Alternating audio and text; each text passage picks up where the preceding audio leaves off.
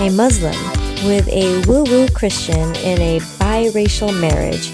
They are gym owners with tips on wellness, mindset, creating inner peace, and happiness despite differences.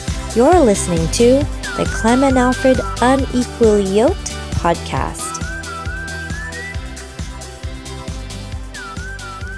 Alfred just did a show this weekend.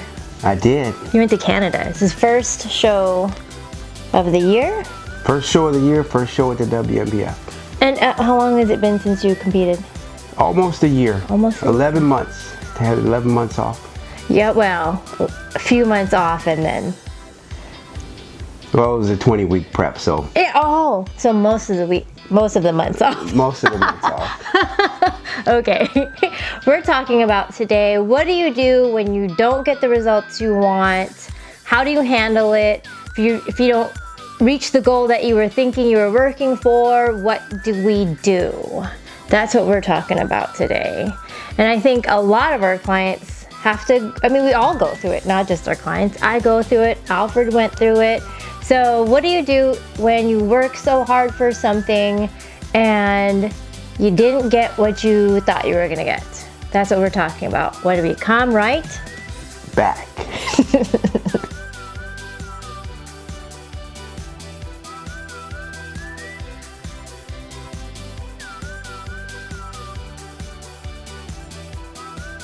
Let's talk about Alfred's show because he's got a great story about how he just competed. Congratulations, because you came in top 3. Of course he did. But that's not the point. The point's not coming in top 3. But you were gunning for... WNBF Pro Card. He was gunning for first. That was the goal. The goal. So what goes through your mind when you come off the stage and you're like, it didn't happen the way that I want it to go? It's tough because you put in a lot of work. You never know who's going to show up. And you don't want to hear your name called too soon. And then it happens. So it's very, very, very, very tough. And how you handle the post awards or the placing is crucial, and I have to be very honest. I didn't handle it very well this time around. It's something that I need to work on. And normally you do. I think in the past you were really a lot more like, okay, cool. I enjoyed my time, or you felt blessed. Right. This time you didn't sound very blessed. I did not, and I had to think, because there was a time when I had responded similarly to the way I did this past weekend, and I think I went into the show. I caught myself thinking and dwelling on the fact that they're gonna probably tell me I'm too big. They're gonna probably say, maybe you should do bodybuilding. And the thing is I did bodybuilding in the morning show and then came back and did physique at night. And I didn't want them to think, well, the guy is too big. And because you did 2 categories. I did 2 categories, right. And they saw me previously, in the morning. Doing bodybuilding and then crossing over to physique as well. And from what I talked to the head judge, he was actually on our flight back. That's good. And he had assured me that, no, you are not too big. Nice. You just needed to be. So then those were just your own thoughts in your own head, because we have to blame. It's typical when we don't get what we want and we didn't get what we expect. It's typical human nature, human flesh will want to find some external reason or some other person or some other thing to blame or to make the excuse of why we didn't have what we have or we wanted. Right. And so that was eye-opening. I knew it from the text, Alfred was texting me. Knowing that you will get what you focus on. 4 weeks before the show, I was so just trying not to think that. Don't think that way, because you're gonna bring it. You're gonna bring it to you. You're gonna bring it to the stage. That is a good point. So you get what you focus on, meaning like he did the work. He focused on the work, he focused on the work, he did everything he was supposed to do, he followed everything to the T. So when you start bringing up these vibrational, the thoughts have vibration, thoughts have frequency. And if you put your thoughts into, you know, what if I don't? Or a little bit of, you know, fear comes in, or a little bit of doubt comes in, it can change the frequency of the energy. Just things change, and it once you put doubt in, it's, I don't know, I think biblically we would call it the devil. And I know I don't believe the devil is the one that's doing it to us. I believe it's our own thoughts. I think in Islam you guys have like the angel on the side, and then there's some religions that have like the naysayer, the gremlin on one side, and then you have your angel on one side, and you have these two voices constantly struggling against each other. Yeah. Yeah. I don't know how that's right. I struggled. Yeah. But I have another show coming up in 4 weeks, and I had to change my intent in going into the show. As a pro, it was different because, and that's where they saw me a little more joyous. I didn't care. Even when I had got last place, I was still happy because I was on the stage. It was fun. I was among some of the best athletes in the world. But now it feels like I have to start all over again, and I have to go through this amateur phase all over again. And you know, now it's different. But this approach, and what I thought about over the past 2 days, this approach is going to be more or less, I just want to do the best I can do and bring the best physique I can bring to the stage, and whatever happens, and take the pro approach to the stage, and not that I need to get this pro card because I want to compete in the world championships, because my next world championships won't be for a couple years because I'm taking a year off after this. He'll be 50. Yep. I might do Kevin and Linda's show. No. Look at this one right here. We're going to take a break. We're going to take a break. I took my 3 years off. I think you need to sit your butt down too. Okay, so this brings up a really good point. So for our clients and just anyone out there who's like, I worked so hard, I didn't get the results I want, and then like what Alfred talked about, what if you have to start all over again? What if you did really good, I have clients who lost 60 pounds, and then somehow some trigger happened in their journey where then they fell off and then gained 50 back. What do you do? That I know that plays the mind game on you. I know it's like hard on the psyche. I remember being there. I think more in my current spiritual journey, I'm just a little bit more at peace of it. And he made a great point of where he was more joyous and joyful during particular losses. And then this one was different. He was not as joyful. It was more like little kid again, like, not fair. It's their fault. And we have that in us. We all tend to, you know, we'll either react from our grown-up side, or we'll react from, which is more of logical, having faith, and then sometimes we'll revert back to our child, which we all have child in us, and you gotta, you know, you gotta learn to heal the child so that it doesn't come up and act its way when in our grown-up body. It's still there. It's still there. We just gotta heal that child so it doesn't come up and act out in our grown-up body. So we get it. Like, we get it. You're gonna fall. Not everything's gonna be the way that you want it to. And if you are a recovering control freak like me, we kind of expect things, especially when we do all the dots and the T's and the checklist and mark all the boxes, and everything is supposed to go exactly the way that we planned, and it doesn't. So tip number one, I would say, is to take some time to evaluate. And we teach our clients this because you embody. We have an in-body machine where you get on and it measures your fat versus your muscle versus visceral fat around your organs, your water weight, all that stuff. So we're very clear of what is happening in the body. We're not like just getting on a scale, just, you know, oh, I'm losing weight, and it might not be a healthy weight that you're losing. The in-body is very great for that. So just sit and evaluate. One, evaluate the numbers. And if you were taking a journal, which we hope you're always journaling. I asked one of my clients, I asked Kim this week, I'm like, did you journal? What do you journal? And she journals the numbers, like how much hours of sleep she gets, how, you know, the macros, and, you know, like her workouts and that kind of stuff.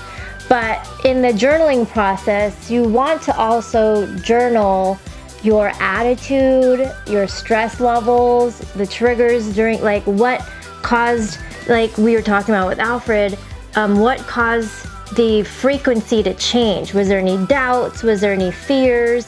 And what triggered those fears and doubts? Because that affects our body. We have no idea how much that our mind is so connected to our body. So when you journal, make sure you're journaling that. Like, I got in an argument with my boss, or my kid kind of pissed me off, or whatever, and this is how I reacted. And just know that during that time, your cortisol level is up. It's up. Oh my gosh, guess what? What's her name? Lori, who moved, one of our past clients who got on the stage for the first time in her 50s, in her 40s. And she, for her first time, she moved to Ohio and she got Marco Polo. And I'm like, hey, she got Marco Polo. So I Marco Polo'd her. And she said she was watching something, and it reminded her of me, because they talked about cortisol and how to keep your cortisol down, because she always says, I just remember Clem, every time she says, keep your cortisol down so you don't get fat. You'll hold on to fat when your cortisol goes up. So that's my first tip, is to sit, be quiet, meditate, evaluate. And normally if you skip meditation, you also skip the downloads from heaven of the answers, the solutions, the direction that you need. So you have to sit and be quiet and allow spirit guidance, your higher guides, your angels, whoever you believe in, to give you the answers and the direction. Mm-hmm. What's your tip number 2? You just got to be honest with yourself. Mm-hmm.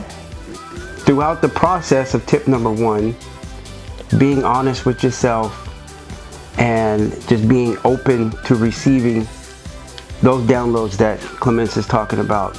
Oh, that's my name. That's my name, Clemence. Nobody uses it. Oh. Someone else uses it. Clem. The downloads that Clem is talking about. You have to be very, very honest with yourself and absorb those and make the necessary changes if there are changes. Sometimes you just need to stay on the path and continue to have faith and keep... You know, honesty is hard for people. It is. One time it took me an hour with a client who said she followed everything to a T, and for an hour she said I did everything I was supposed to. I don't know what's wrong. So then I, as the coach, feel like I'm the one who's wrong. Well, I told you to do X, Y, and Z, and here's the directions, and it normally works. So for an hour, she claims to be, and then we loosened up in our conversation. We started talking about the weekend and family and stuff like that. And then through the conversation, apple pie came up, and harvesting all the apples on her land, and then they turned them all into apple pies, and they ate some good pie. And I'm like, oh yeah, so the whole time you were saying that you followed everything to the T. Except for the apple pie. And the stuff that came with apple pie. Right. So being honest with yourself really does. You can't make change if you're lying. No. You'll stay in a loop. Yeah. If you're not honest with yourself, you'll stay in a loop. And they call that weight loss paradox, or just whatever challenge you're having. Doesn't just apply to weight loss. Yeah. This is life in general. There are certain things that come up and they need to be addressed. You got to be honest with yourself and then work on the difference. And it's not just the numbers you're working on. You're not working for the numbers, working for the win, working for the card, working for the trophy. That's not it. It's working on what can you do to become a better you. And it's really not just the numbers. You're trying to be honest with yourself about. Right. Yeah. Okay, so tip number 2 is don't give up, because if you have this goal and you want it, don't give up. You just have to shift maybe your method. Maybe even more likely and more importantly is shift the way you view it, how you see it, how you see the situation, and switch your intention.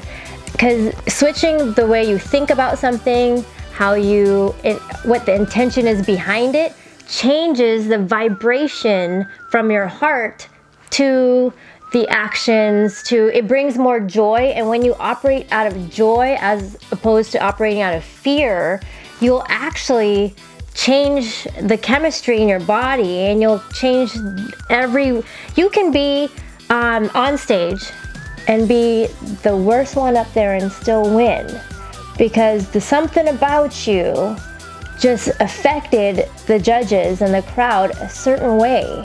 So if you can come up there with more of a different frequency vibration, it make a difference. So shift, look at areas in your life, because you journaled, you sat and you meditated, and you were honest with yourself. What can you now do to shift? Shift in your method, and shift in your thinking, and shift in your intention. I think that's a big one. Sometimes what keeps people from making the shift is they're looking at the result as failure. Right. And it's not, the only way that you fail is if you do what Clement said, or which is number 2, is if you give up. Once you give up, that's when you fail. There might be bumps in the road, but those bumps are what allow you to make the changes and shift, and that's how you have to look at it. Mm-hmm. So I don't look at this weekend as a failure. I look at it as, okay, so I sat down with my wife, we had a long conversation last night, and these are the things that I need to do. If I want to continue to compete, I need to compete in a different manner, in a different mindset. My coaches are on board. My posing coach, I know she's on board. We know she's on board. And my nutrition coach on board. Okay, we're going to take a different approach and head into it. And I know I have to go into it on a different level, not the way I went into this show. It just wasn't right. Well, it wasn't healthy. Right and wrong is, right. I think when we label things right and wrong, then we might miss the lesson because we say it's wrong, but it wasn't wrong. And that goes into our last point. Is it 4? Are we on point 4? We're on our last point. I think we're on last point. Some might think it's 5, because I think it's 5, but it could be 4 and it could be 3. So our last point is that to raise that joy, higher vibration energy, higher vibration frequency in your body, this is what helped me so much in the past year, is everything is happening for me. And in the Bible, it says, call it all joy, which, I've learned for 20 something years, or over 25 years. We see that verse in the Bible a lot. Call it all joy, call it all joy. Even when bad things are happening, call it all joy. But it's like when you are losing and you're not getting the results you want, you don't feel the joy. You just don't. And just to tell me to be joyful in a time when I just want to be mad or want to be the little kid that says it's not fair and I should have got what I, was working for, you don't feel the joy. But the shift that I learned recently from my woo-woo friends and, this evolution of spirituality is everything is happening for me, which, sometimes it feels like everything is happening to me. Like they're doing it to me. Those clients, those employees, that bank, that recession, that husband, those kids, they're all just pissing me off or, doing it to me. But when I shifted my thought to everything is happening for me, then I was able to bring joy into my being again. I felt lighter. I was like, oh, okay, this is happening for my good. Everything is happening for my benefit, for my good. I was not supposed to lose the weight. I was supposed to lose at this time, not saying forever, but at this time, because there's this level of maturity that I'm at that I need to learn from this situation. And sometimes it's not even about maturity. We don't know why God has things the way they are. It could be that it affects someone else. It might be for the benefit of someone else. It most likely is for the benefit of ourselves. But it also, we're a community, so we don't know why things are happening for us, which is also maybe affecting the benefit of someone else. Yeah, we don't know the end. We don't know God's plan. Yeah. But what we do know is that there are certain things that we must do in a certain way. And that's just do the best that you can. Yeah. Keep Go faith. into it with a kind heart, with love in your heart, and do the best you can and keep the faith. Yeah. And wherever the chips fall, that's where they fall for whatever reason that it may be. Mm-hmm. And my wife had brought that up yesterday. You don't know if somebody may have needed to win more than you did. Right. And you may have needed, I realized you that may have needed a loss more than you think that you did. Everything that happened for a reason. Yeah. To get us to where we are now, to change my mindset. If I'm going to continue in the sport, I need to take a different approach. And that's what I learned from it. And I will. It's just going to have to be different. And as we learn, we will learn as we go. But you got to stick to that which is right. Yeah. And trust in the plan. That's a good, okay, maybe that should be our last point. Number 6. Or maybe 5, I don't know. But, keep the faith. For those who are not religious or you don't believe in a faith, faith to us doesn't mean like a faith of like him being Muslim or me being Christian. It means don't give up, basically. Just keep going and know that something better is coming. That means faith. That you can't see. What faith is the substance of what you can't see being true. You believe it's truth. You believe the win is true. You just don't know when. But it's true. You're gonna win. You're gonna lose that weight. You just don't know when. So don't try to control. Don't be the control freak and try to control that part. That is not up to you when that's happening. Right. That's not for you. But the last point is, I lost it in my head. Well, sometimes we want a thing that is probably not good for us. So that verse again from the Bible, from the Quran. From like 2 or 3 podcasts ago. Sometimes you want something that's not good for you, and sometimes you don't want something that is good for you. We don't know. We don't know. Who wants to get 3rd place? Not me. Yeah. But hey, you know what? A lot of people do. There's a lot of people who want 3rd place. That was in the cards for me. And I tried to catch myself. I knew I was like, wait a minute, what are you doing?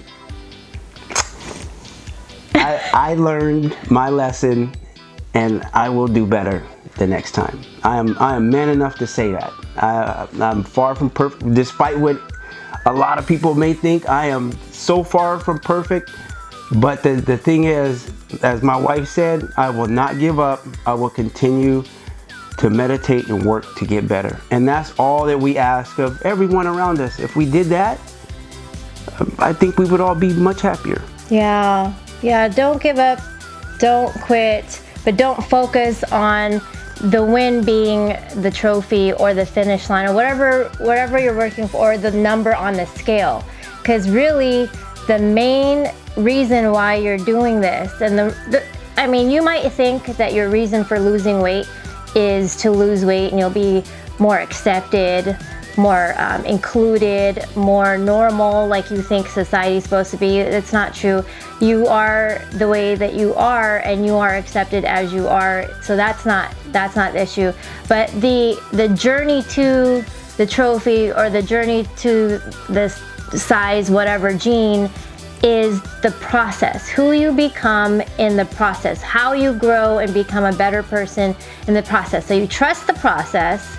and you make the process the real win.